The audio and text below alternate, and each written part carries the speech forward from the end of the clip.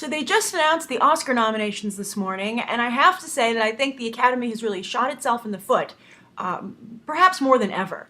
I'm going to go through the major categories in just a second, but I would say the top headlines, the top three headlines, are that the Academy, even with they've decided to go with just 9 Best Picture nominations. They didn't even go for 10, and in that they did not nominate Skyfall or The Dark Knight Rises. So that's really going to hurt them in the ratings, and it could be the final straw for a lot of viewers in terms of these awards shows to not see. I think Skyfall had a real shot. I made a video about that yesterday. I think Skyfall had a legitimate shot at being a Best Picture nom. Dark Knight Rises not so much, but just something for the huge mass audience and the very vocal fanboy audience that really drives Hollywood with their box office dollars. But again, the Academy could really care less about those viewers, apparently. Then the other headline is that I think the biggest snub here, the most surprising snub, is Ben Affleck for Argo. He did not get a directing nomination. Instead, it went to another Ben Zeitlin for The Beasts of the Southern Wild, which, you know, I'm not surprised to see that movie here because, as I had done in a video earlier, that had gained huge traction in the indie circuit. So I'm not at all surprised to see it make the leap to kind of the mainstream awards here at the Oscars. And then the third headline is that never underestimate Harvey Weinstein. He wasn't able to get Best Picture or Director noms for The Master, but he got all 3 acting noms, and Silver Linings Playbook is a huge contender here, and it just goes to show that the Academy Awards are really Harvey's show. So if you want to be an Academy Award nominated actor or director or have your screenplay, you really should go to Harvey Weinstein. He can work the Academy like no other. So without further ado, let's go through the major nominations. We're going to start out, I think where everybody wants to, with Picture. Now, as I said, there are 9 nominees. We have Amour, Argo, Beasts of the Southern Wild, Django Unchained, Les Mis, Life of Pi, Lincoln, Silver Linings Playbook, and Zero Dark 30. I think that's a pretty wide open race. You'll also see there's a lot of Amour nominations here. So if you are somebody who is trying to get out in front of the Academy Awards and you really want to know what you're talking about when you place your bets in your office pool and stuff like that, you're going to want to watch Amour immediately. I think also, you see Beasts of Southern Wild here. I'm excited to see Django Unchained. I feel, though, that for Best Picture, I really feel that it's going to be, I think Beasts of Southern Wild could be a surprise win, but it's really between Les Mis, Lincoln, and Zero Dark 30. I would have said Zero Dark 30 was the front runner, but I feel all the talk about what the CIA kind of problems it's been having, as I talked about yesterday, I really feel that could really hurt it from actually getting a win. And you'll see that Catherine Bigelow did not get a directing nomination when we get to the director category.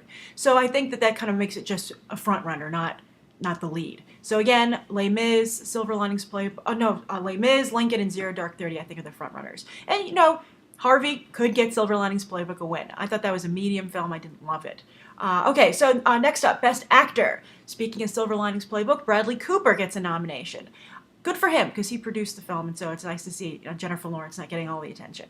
Daniel Day-Lewis for Lincoln, Hugh Jackman for Les Mis, Joaquin Phoenix for The Master, I think that's a big surprise, and Denzel Washington for Flight. Who do I think would win there? I think Daniel Day-Lewis is obviously the frontrunner, but he could be unseated by Hugh Jackman for Les Mis, and which would be Sweet Revenge for Jackman, but also Joaquin Phoenix. I think the fact that he's even there is amazing, and I did not like The Master particularly. I thought it was an interesting psychological experiment. It kind of created like a cult, like a movie cult. He almost dared you to join it. But I have to admit, Phoenix's performance was phenomenal. So he's a win that I wouldn't be against. But again, as we're going through these categories and write down what you think, is there anybody that you're really excited about? Is there anyone that you're rooting for? I don't know why the Academy does this every year, that they don't have, it's really a big argument here between the Golden Globes and the Oscars, because the Golden Globes is decided by a set group of people, a committee, the Hollywood Foreign Press Association, so they're able to make the exciting picks that are going to, change things up. But the Academy is voters, and so you get maybe perhaps a more realistic representation of what the industry is thinking and what films they want to honor. But at the same time, the politics are so ingrained in this at this point, and someone like Harvey Weinstein can really manipulate, I think, the voters, that you have no higher party kind of able to tweak it where it's necessary, to break it out of the norm. And so maybe it would be great if there was an awards show that kind of had a mix that did both, because I think both awards shows have huge problems. All right, so let's get back to Best Actress. You have Jessica Chastain for Zero Dark 30, Jennifer Lawrence for Silver Linings Playbook, Emmanuel Riva for Amour, that's a surprise, and also Quesenvali Wallace, the little girl from The Beast of the Southern Wild, and Naomi Watts for The Impossible. Both Emmanuel Riva and Wallace, the girl from Beast of the Southern Wild, are huge surprises here, as they talked about this morning on the Oscar telecast. That is the oldest and the youngest nominees ever for the category. But again, you know, I would be interesting to see Wallace get it. I'm glad she got a nomination. I think Beasts, you know, that's the one maybe surprise here, so I'm kind of excited about any category that it's nominated in.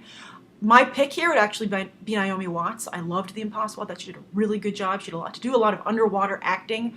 So, but I think the winner is probably Jennifer Lawrence or Emmanuel Riva or Wallace. Those three. I think those are the people who are contending. I think Jessica Chastain, again, I feel that the CIA problem is going to hurt it a little bit, and I just don't see this being a win here. Okay, so next, Best Supporting Actor. Another joke they made this morning with the announcements with Emma Stone and Seth MacFarlane was that everybody in this category has already won. So anyone could get their second Oscar. So let's see here. We have Alan Arkin for Argo, Robert De Niro for Silver Linings Playbook. Again, people weren't sure that was going to happen, but Harvey Weinstein made sure it did. Philip Seymour Hoffman for The Master. I kind of feel, and also Tommy Lee Jones for Lincoln. I feel those are two actors who kind of just are doing the same thing they always do, which is great, but I don't really know if it's like Oscar worthy. Then Christoph Waltz gets the Django Unchained nomination. Leonardo DiCaprio shut out once again. I don't know what he ever did to the Academy. They just do not like him. I think I also would have preferred to see Samuel L. Jackson here in this category for Django Unchained. I love Christoph Waltz. I think he's fabulous in the movie. I think he is a fantastic Quentin Tarantino actor up there with Sam Jackson and Uma Thurman. But I just feel that it was very similar to his Inglourious Basterds role. And it would have been nice to see Jackson or DiCaprio get the nomination instead. Who's going to win? Again, they've all won before, so they all are, it's kind of like makes it a pretty even race, because the Academy usually would give it to the person who hadn't won yet. But I think it could be anyone here. I really don't know. I think they're all very good performances, so we'll see. Next, Best Supporting Actress, Amy Adams for The Master. When's the last time we heard that idea? You know, they weren't even really campaigning for that in the field of public opinion, from what we could see. So that was a genuine surprise. Sally Field for Lincoln, Anne Hathaway for Les Mis, Helen Hunt for The Sessions, and Jackie Weaver for Silver Linings Playbook. Jackie Weaver, another surprise that Weinstein engineered. She has a very small role in that film. I think that's an odd nomination. She doesn't really even have like a great moment where you're like, that's the Oscar moment. It's like, okay. So Helen Hunt for The Sessions. The Sessions are otherwise shut out. Nothing for John Hawkes for the lead, which is, you know, unfortunate. And I talked about that in that review. The guy got his back bent out of shape for the rest of his life playing that role, and he didn't get an Oscar nomination. So just, you know, goes to show you, don't take, you know, risks and things that are going to permanently damage you, because the Academy is nothing if not unpredictable. And the two frontrunners here are obviously Sally Field and Anne Hathaway. I think Anne Hathaway will take it because everyone just is so in love with that performance, and it is really, truly amazing. But I do feel Sally Field and Lincoln really good, and she's an older actress, and the Academy could feel that Anne Hathaway will be nominated again. She's been nominated before, but I feel clearly she's got a lot left in her tank to go as an actress. And Sally Field, an older actress in the Academy, tends to skew older. But we'll see. And then Harvey could always pull one out for Amy Adams or Jackie Weaver. I don't know. Helen Hunt's kind of lost. She should be happy she's nominated. All right, let's move on to Best Director. This was surprising. As I said, no Ben Affleck.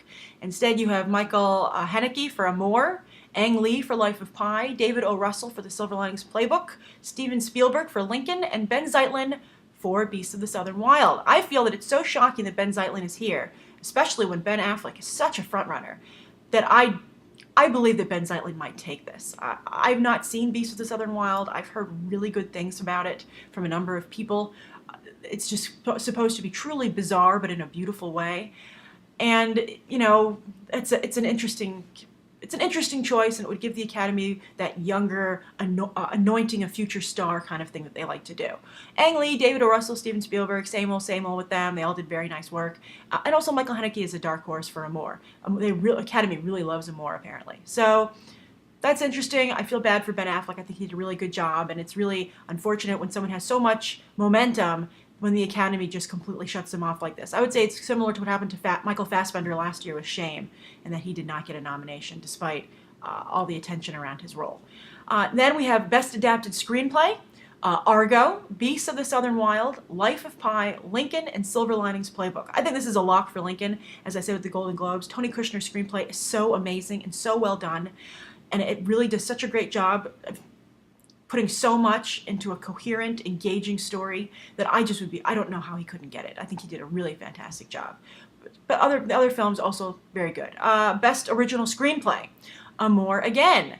Django Unchained, Flight, Moonrise Kingdom. Moonrise Kingdom shows up. It's really its only major nomination. People thought that it might get some Best Picture or something, but it did not. But it got Best Original Screenplay, and Zero Dark 30.